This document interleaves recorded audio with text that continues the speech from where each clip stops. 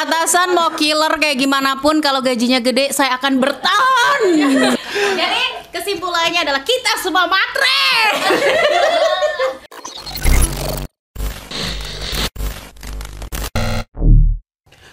Oke, sob, kali ini kita rehat dulu ya. Kita nggak ngevlog, kita rehat dari ngevlog karena cuaca di luar panas dan kita kayaknya pada capek nih. Kalian capek nggak? Ya, capek. Capek banget. Ya makanya kali ini kita bikin konten di salah satu hotel yang nggak perlu kita sebutin namanya ya. Ya karena nggak endorse sama sekali ya. Di kota mana juga kita semua rahasia. Iya. Tapi sebenarnya kalau aku pribadi ya, kalau ngomongin pas bikin konten, bikin vlog itu salah satu pekerjaan yang menurut aku asik. Ada yang setuju atau nggak setuju? Kalau saya, ya asik. Asik. Kenapa soalnya? Karena kan kebetulan saya itu suka berada di belakang layar dan bikin ide, bikin apa. Yang belum tahu saya ya, yang ngevlog itu kameramennya saya. Ini yang sering ini ya, bikin apa namanya nge-shoot gitu ya. Apa kita kenalan dulu? Oh boleh. Ya. Kita kenalan satu-satu dulu ya. Mulai dari kameramen kita. Iya, saya Dani di kameramen. Terus ini ada Anut, scriptwriter. Terus ada Rima, Mimin bagi duit. Ini yang ngongkosin kita guys ya. Halo, aku Vina, aku leader tim vlognya BSP. Announcer juga ya. Budi bagian umum. Budi bagian umum. Dia SB ya. Serba bisa. Nah. Oke, kita kembali kalau ngomongin vlog tadi Dan. Kalau menurut kamu kan asik ya karena kamu di balik layar. Iya itu karena saya suka pegang-pegang kamera, apalagi kamera ini nih. Ini kameranya pengen gua pacarin. Ditukar aja sama punya kita ya. Jadi kamu kalau lihat kamera itu otomatis udah ini ya lagunya. Udah birahi gua. Gue mau gitu. Horny. Soalnya kan kita di kasur, ada bantal. Jadi menjurusnya ke situ. Ya ampun. Baru mau bilang padahal aku cuma pengen bilang kayaknya kamu kalau lihat kamera itu tuh langsung lagu cinta tuh berputar di kepala ya. Ternyata lebih dari itu gitu ya. Ya karena saking menjiwainya ya. Betul. Ada lagi ya yang punya pendapat tentang vlog. Asik nggak atau capek? Kalau capek pasti ya. Kalau capek pasti, tapi kalau menurutku ya asik juga karena kebetulan aku suka jajan, jadi tahulah tempat-tempat jajan yang enak gitu ya kan. Berarti ininya makannya ya? Iya makanya betul sekali di balik layarnya setelah Betul. Fala makan pasti akan aku habiskan. Dan inilah sisa-sisa ya, yang makan dari sisa-sisa gue. Kita semua makan sisa lo Pak ya. Oke, Rima ada? Ada, ya aku seneng karena kan keluar kantor ya. Keluar kantor terus ketemu ya kan bener kan. Menghadap komputer terus. Iya, ada suasana baru. Terus jajan itu bener. Jajan ya. Jajan ya. Berarti intinya kembali ke makanannya lagi. Iya. Intinya tuh makan ya. Kalau aku ngevlog jelas seneng ya, apalagi sekarang sering di belakang layar karena kan di belakang layar juga ketemunya banyak orang karena emang aku lebih suka ketemu orang terus juga kayak ini nih nanti jalan ke sini emang bukan tipe orang yang suka stay di satu tempat ya. Jadi kalau ngevlog kan ketemu orang baru, tantangan baru, relasi baru. Iya. Kayak seru gitu ketemu banyak orang. Dan kalau aku tambahan senengnya lagi temen-temen biasanya kalau habis nontonin acaranya kita nih ngevlog pasti nanti keesokannya tuh suka nanya kono enak ra sing wis mau cicipi ngono. Jadi kan ada kesan tersendiri gak sih ya. Jadi kita bisa tahu kalau kita tuh menginfluence orang tuh asik gak sih kayak kita post apa terus besoknya orang itu tuh datengin tempatnya gitu. Seru banget tuh yang kayak gitu. Bapak serba bisa ini gimana Pak selama ngevlog mungkin kita kayaknya gimana sama gitu. sih asik. Kerja di luar ya. Iya ini nih pengalaman yang paling seru aku pernah cerita ya. Jadi pas habis ngevlog bakso yang langganan kita. Oh iya, iya. Kan? Bakso Malang itu loh. Di pertigaan itu kan. Nah, jadi pas besoknya aku beli sendiri nih mau buat makan. Ada kayaknya pembeli yang nonton. Dan dia bilang, "Nah, tuh tukang makannya tuh." Gokil sih tuh, gokil tuh pengalaman paling gokil ya. Oh iya, di vlog bakso itu ya favoritnya kru BSP ya. Iya benar-benar. Memang seru banget sih ngevlog itu sebagai sesuatu yang apa ya? Mungkin kita juga dibilang ngikutin zaman ya. Iya. Karena kan kita basicnya emang dulunya bener-bener orang-orang di belakang layar semua nih gitu kan. Dan yang namanya kita announcer pastinya kan kita di belakang layar cuma di depan mixer. Sekarang kita di ini ya, dituntut untuk berkembang. Betul. Gitu. Biasanya kita cuma didengar suaranya. Dan kadang yang di balik layar nggak kelihatan. Iya, sekarang kelihatan semuanya. Inilah muka-muka kru di balik tim vlog. Jadi jangan dipikir kalau misalkan ini nih sekali lagi karena aku sering ketemu sama sebelum ngevlog kan kita survei dulu gitu ya. Kita kan ketemu sama ownernya boleh atau enggak. Seringnya tuh mereka mikir kalau syuting vlog itu cuma 2 orang loh. Iya, biar cuma 2 orang doang gitu kan. Nah ini ya for your information ini segini orangnya. Ini ikut semua. Iya sih. Iya, enggak sih, tapi kan formasinya tetap ini segini gitu ya. Kadang kita berenam ya, berlima lah, salah satu di antara kita misal nggak ikut atau apa gitu. Tapi kayaknya kalau ngevlog berdua doang tuh nggak mungkin gitu ya, kayak terlalu romantis bener. Iya, berarti ini ya, apa namanya kalau ngomongin vlog kita ini, tim kita jadi salah satu lingkungan kerja yang asik dan juga nyaman ya buat teman-teman ya. Kalau aku sih nyaman lah ya. Kalau nggak nyaman nggak mungkin dong.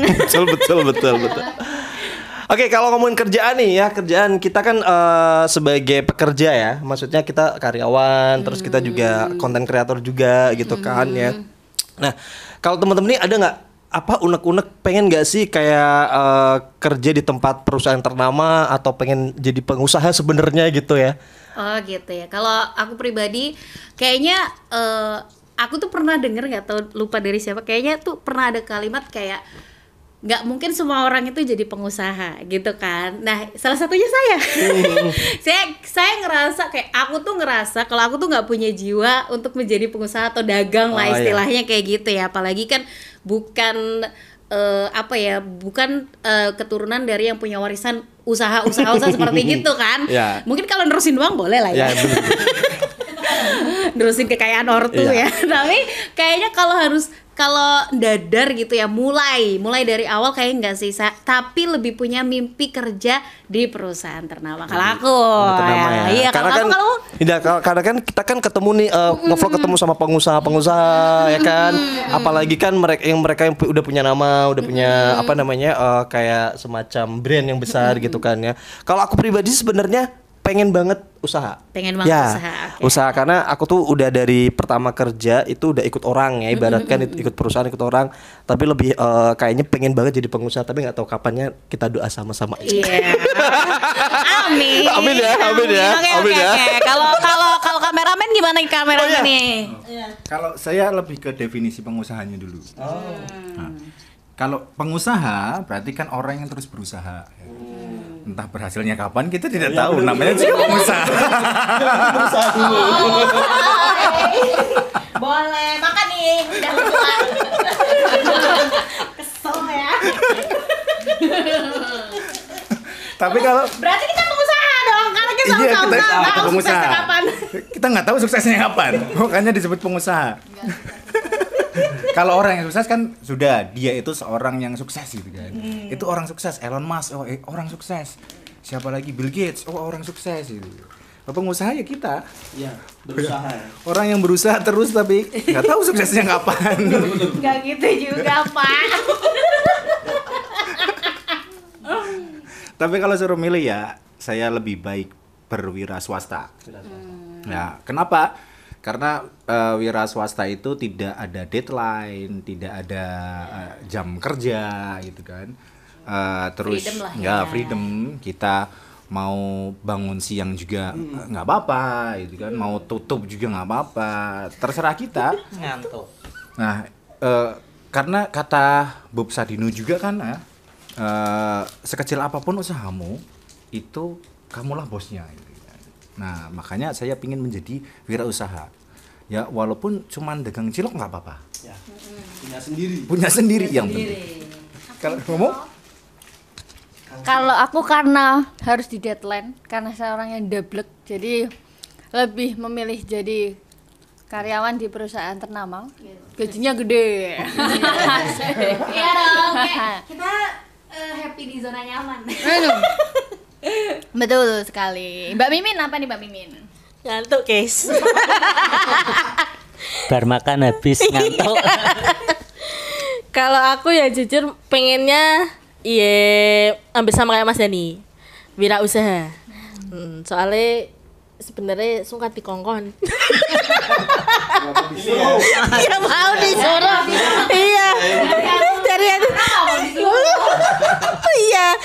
Tapi ya namanya lagi merintis, ya emang ngikut orang dulu biar tahu dunia kerja itu seperti apa. Tapi kan Kalau mau langsung terjun juga nggak berani. Iya, enggak, maksudnya kalau bahas memilih dalam hidup itu pengen jadi apa, berarti pengen jadi wirausaha. Iya, pengen jadi wirausaha. Berarti kan Betul. pilihan yang sekarang itu kan situasional. karena Iya, situasi betul kan. Karena kan sekali. kita kan harus survive hidup, ya nggak sih? Kalau Bapak SB sendiri, Bapak SB. Aku milih wirausaha sama seperti Mas Dadi. Oh gitu. Alasannya? Alasannya udah capek. pingin apa? Usaha ndak ada yang Abdi udah berapa puluh tahun kerja di luar dari sekolah mungkin udah SMP. 20 tahun 20 lebih ya. tahun. Wow. Mantap, guys. Udah capek. banyak itu sebenarnya pengusaha besar nih. Yang usaha terus ya. Oke, tadi kan Anut ini ya, apa namanya? Kamu bilang kan pengen Anut, si Vina juga kan pengen kerja di perusahaan ternama nih. Nah, biasanya kalau perusahaan ternama itu kan punya apa namanya kayak struktur organisasi gitu kan ya, atasannya mulai dari staff-staff gitu kan, pokoknya sampai atasan. Nah, biasanya tuh banyak tuntutan dan ini apa namanya? Walaupun gajinya besar, kadang ada atasannya yang galak, killer, ada yang lemah lembut gitu kan. Nah, tapi kalau ngomongin itu tuh, Nut, Vina nih terutama yang tadi pilihannya apa namanya bekerja di perusahaan ternama, lebih milih apa gaji besar dengan atasan yang killer atau gaji seadanya atau kecil tapi atasannya lemah lembut, tapi nggak menutup kemungkinan untuk Pak Budi, Rima sama Dani aku juga nanti jawab ya. Oke, sip. Oke. Kalau dari aku sendiri aku lebih memilih bos yang killer aja. Yang penting gajinya gede ya karena saya mata duitan.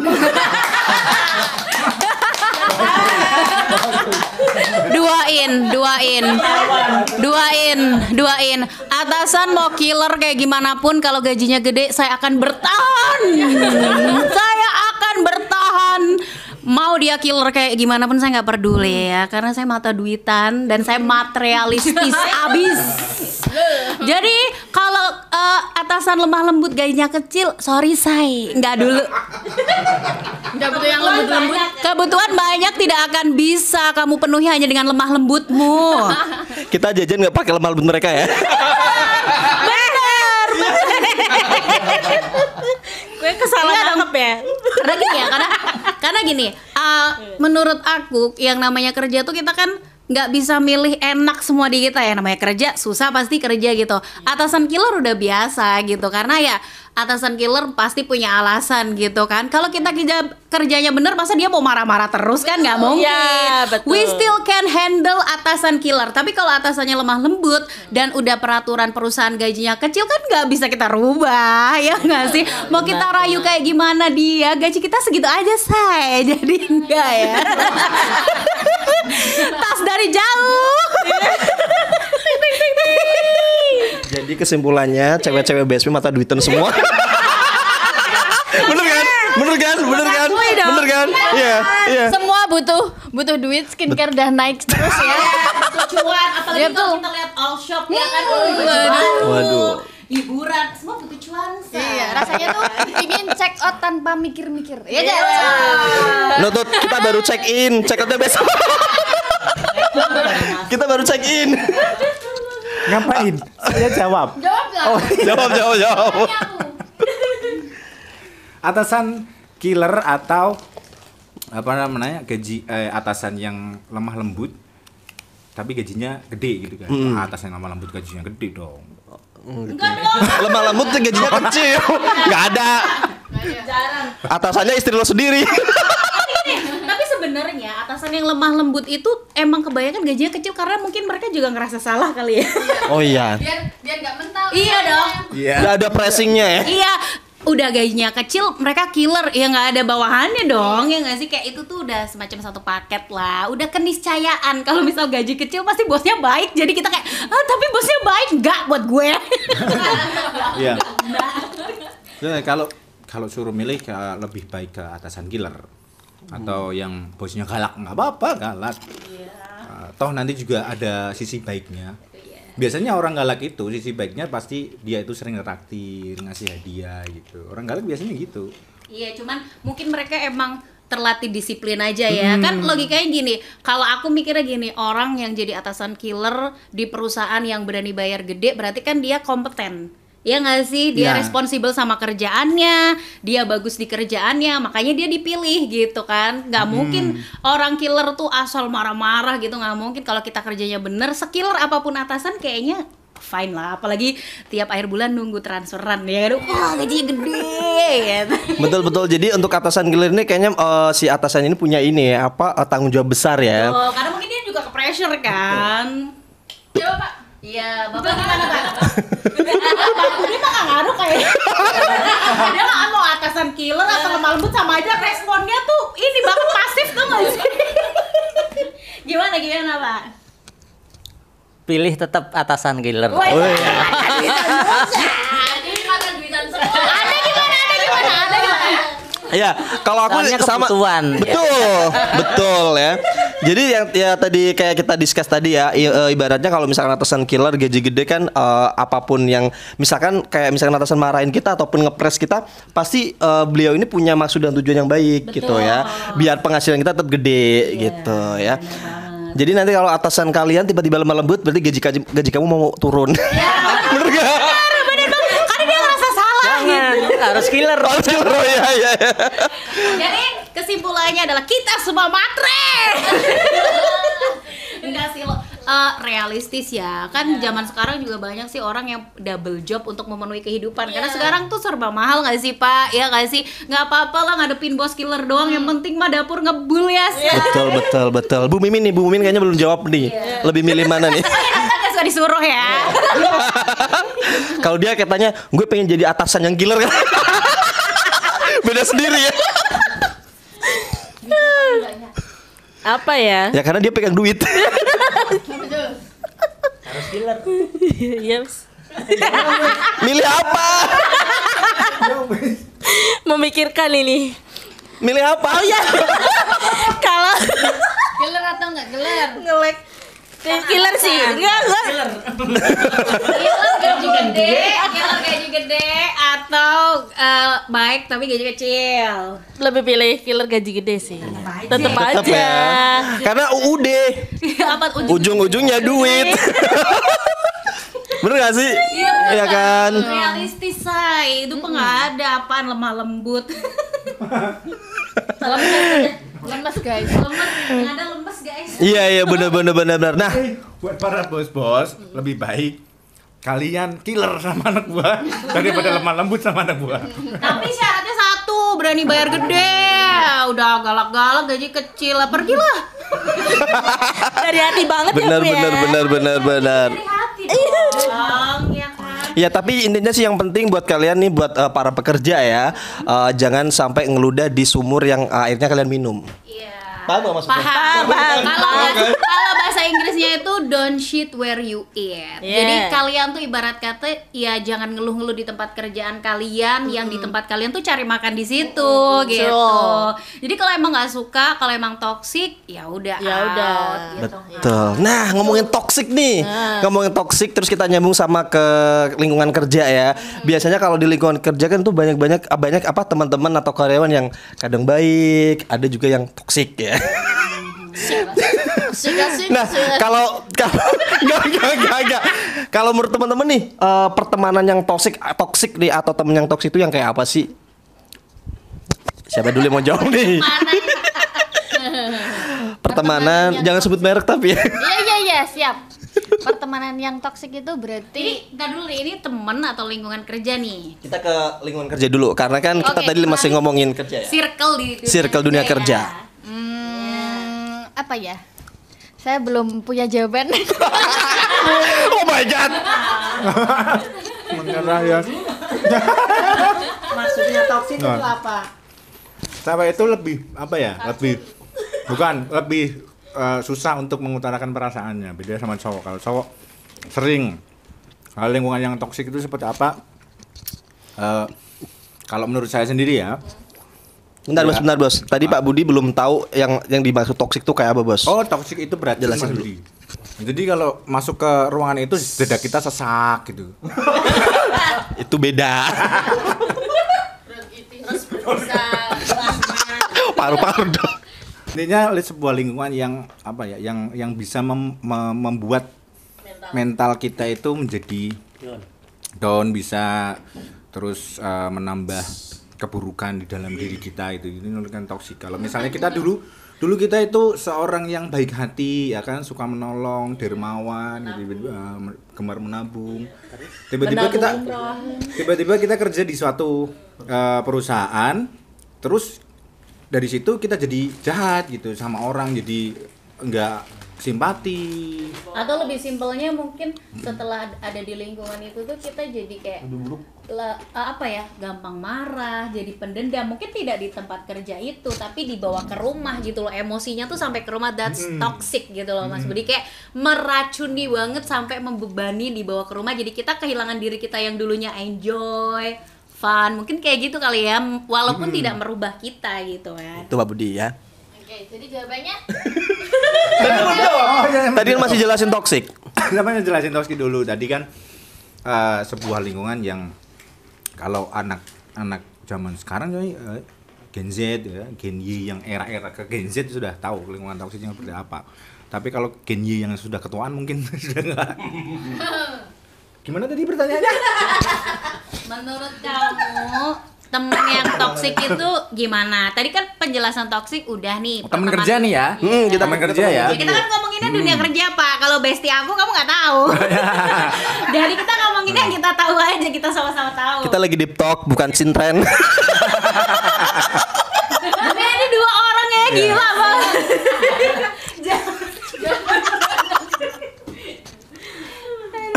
Teman kerja yang toksik itu adalah teman yang selalu membebani teman yang lain. Jadi dikala kita disuruh sama bos ya untuk kerja satu tim, nah yang itu tuh gandul doang. Yang satu temen itu yang gandul doang atau juga Gandul apa ya? Gandul apa ya? Ngikut gitu ya. Maksudnya dia nggak punya inisiatif sendiri gitu ya. Parasit. Parasit doang. Dan cuman Nempel terus. oh, iya setuju nempel Idem. mulu. Nah, Ininya dia nggak. Konotasi gue kemana-mana lah gundal-gandul. Iya makanya dia ngomong gandul tuh apa gitu kan? Kan nggak semua orang tahu gandul gitu loh. Gandul itu pepaya. saya ngomong bergelantungan. Oh iya benar. Iya. Beda. Tapi kalau temennya bergelantungan toksik kan serem. Gitu ya. Oh ya, terus juga apa namanya? Teman kerja yang suka cari muka. Nah, itu juga toksik tuh. Two face. Nah, Yes. di depan sama teman-temannya itu berlagak baik, giliran sama bosnya tukang ngadu. Oh, Ini iya. Bos, ini bos, ini yang kerjanya nggak beres nih, ini. Nyalahin gitu Toksik ya. juga tuh. Itu orang toksik gitu ya. Ya. Lebih tepatnya mitra kerja. Break time session. Rekan kerja yang toksik. Oke. Kalau aku tuh apa sih temen toksik, rekan kerja toksik kayak karena aku tuh suka membagi ya, kayak kehidupan kerja sama kehidupan pribadi aku pisah gitu kan. Jadi nggak selamanya orang yang jadi rekan kerja emang nggak bisa jadi teman kita kan, nggak semuanya seperti itu ya, kita harus milih. Tapi kalau aku teman kerja yang toksik itu selain bermuka dua, aku gila sih angkat tangan sama orang bermuka dua. Sumpah capek banget. Terus kalau rekan kerja yang toksik itu yang dia tuh nggak bisa ngasih kamu perasaan secure, ngerti nggak sih? Kayak gue nggak bisa percaya orang ini bisa jadi partner gue ketika kerja untuk jadi lebih baik, ngerti nggak? Kayak misalnya aku bareng sama kamu, terus kita satu project nih, tapi aku nggak percaya sama kamu tuh bakalan in di project ini sama kayak seserius aku menggarap project ini, ngerti nggak? Jadi kayak nggak percaya karena emang kayak kelihatannya kayak nggak bisa ngasih perasaan secure karena tahu lah gitu, kayak aduh gimana ya gitu, jadi setengah-setengah gitu. Kayak apa ya, emang nggak bisa ngasih secure, terus nggak bisa diajak kerja sama sih. Kalau aku emang sama orang yang nggak bisa diajak kerja sama tuh paling anti, apalagi kalau kita satu perusahaan gitu ya. Dalam artian bukan harus ngikutin idealismeku gitu, cuman ya itu tadi, iya bermuka dua, terus kalau satu project nggak jelas, terus ya itu membebani nggak sih? Kayak kalau zamannya sekolah atau kuliah tuh titip nama doang nggak sih? Iya nggak sih? Modelan temen kayak gitu jangan ditemenin. Kalau ada rekan kerja kayak gitu jauhin, karena kerja kita jadi double nggak sih? Nah itu toxic buat saya. Kalau aku rekan kerja yang toksik itu yang tidak bisa membuatku nyaman di tempat kerja itu. Nah, ya itu pasti lah ya. Ya, sudah itu saja karena sudah diwakilkan ya. Mungkin kan yang paling bisa ya. Enggak Maksudnya kan lu yang merhatiin kita semua. juga. Hampir sama kayak Anut. Jadi yang ngebuat apa? Nggak nyaman. Iya, kalau nggak nyaman. Soalnya itu tuh kayak ngebawa banget, kayak mau berangkat tuh asem, Pak Mangkat, wis semangat, tapi aduh, kayak kok kayak karo aku gitu kan. Gak curhat. Apa yang kita omongin di sini curhat semua. Curhat global ya. Tapi kan pasti semua kan pasti pada kayak gitu kan. Lah, garis bawah temen toksik adalah yang bikin lo nggak nyaman. Iya. Tapi bikin lo nggak nyaman di sini kenapa dulu? Kenapa? Nih? Karena persoalannya karena lo benci dia kan bisa. Nah, ya nggak sih? iya, pribadi. Personal. Tapi kan kalau dalam lingkungan kerja, iya kayak gitu tadi. Kalau menurutku emang dia nggak bisa ngasih perasaan secure gak sih, nggak bisa ngasih lo perasaan nyaman ketika lo kerja berangkat kayak udah males gitu kayak Iya, oh my god, aku harus ketemu orang itu. Benar. Aku sudah dibangun, sudah bagus, sudah percaya Diri. sudah cantik, datang ke kantor tiba-tiba kayak Ya, lemas. Sebut merek gak dong? Tapi di tempat kita nggak ada ya. Nggak ada. Oh itu ya. Aman ya. Aman. masa lalu, cerita masa lalu. Iya, cerita masa lalu yang udah. Jadi kita pernah kerja di tempat Iya, betul. Tepi jurang. Oke, sob, kayaknya nggak kerasa udah hampir 1 jam kita ngobrol-ngobrol ya di salah satu hotel di Pekalongan bintang 4. Bintang 4 dong. Oh my god. No comment. Itu sih derita. Mohon maaf. Oke, pokoknya buat teman-teman yang mungkin suka sama video kita kali ini ya, temanya ataupun konsepnya, karena biasanya kita nge-vlog di luar ya. Kalau yang suka boleh komen. Kita harus bahas apa nih? Misal kayak hari ini kan kita bahas masalah pekerjaan ya. Next time bisa masalah percintaan ataupun yang lainnya ya. Iya, kalian bisa request ya. Dan sekali lagi kita di sini no offense ya. Kita nggak ngomongin siapa-siapa, nggak nyudutin siapa-siapa. Kita murni emang kita lagi capek. Kita pengen ngobrol-ngobrol kayak gini aja. Jadi kalau ada yang ngerasa mungkin iya nih gue kayak gitu. Berarti perasaan lo yang salah. Iya, perasaan lo yang salah. Itu ya nggak jadi masalah Anda sendiri. Yaudah deh, kan udah hampir 1 jam. Habis ini Pak Budi mau renang. Oke, kita pamit ya. Nanti ada cuplikannya. Pokoknya kalau kalian suka kita bakal lanjut part 2 dan part seterusnya ya. Yes. Yang mau kita bahas tentang tema apa saja bisa komen. Yes. Entah itu cinta, entah itu makanan, juga, kebiasaan, hobi, kebiasaan. bebas ya, komen Bebas. aja. Karena saya lebih suka yang seperti ini. Iya, nggak capek. Iya, nggak bawa kamera kemana-mana gitu ya. Nggak nentuin angel ya. Yaudah, kita pamit. Jangan lupa untuk subscribe, like dan juga komen channel BSP Radio ya. Kita ketemu lagi di video berikutnya. Thank you, bye bye.